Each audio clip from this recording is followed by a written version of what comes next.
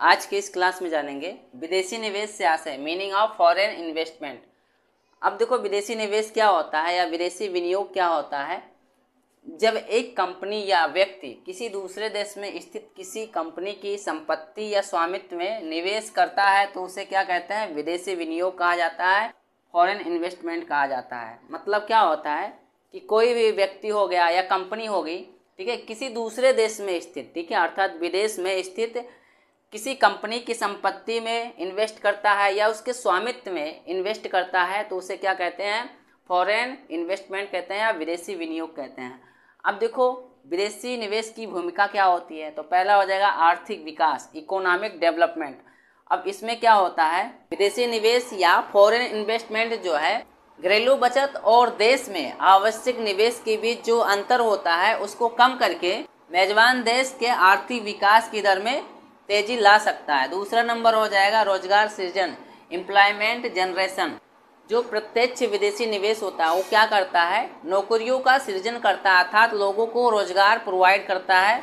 क्योंकि जो निवेशक होते हैं वो लक्षित देश में नई कंपनियों का निर्माण करते हैं या नई कंपनियों को स्थापित करते हैं, जिससे क्या होता है, लोगों को रोजगार मिलता है और इससे जो है लोगों की आय अर्थात इनकम में और उनकी जो क्रय शक्ति होती है अर्थात परचेजिंग पावर में भी वृद्धि होती है।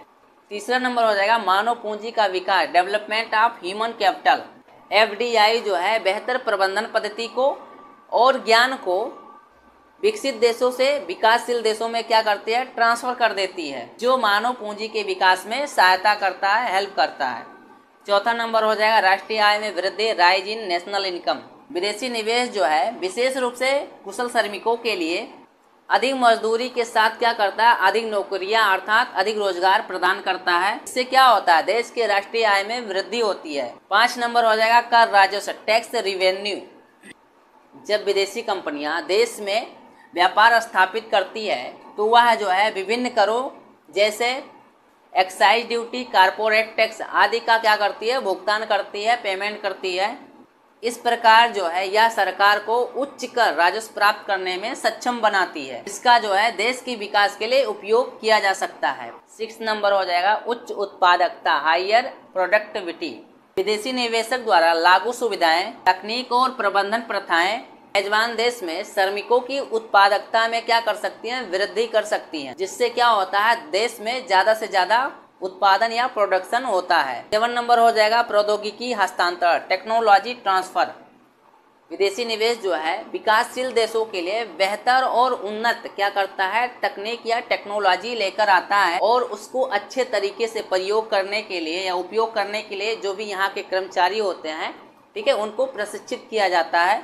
और यह तकनीकी ज्ञान जो भी हमारे यहाँ की घरेलू कंपनियाँ होती हैं, आवश्यकता यदि पड़ती है तो उनको भी ट्रांसफर किया जा सकता है। ठीक।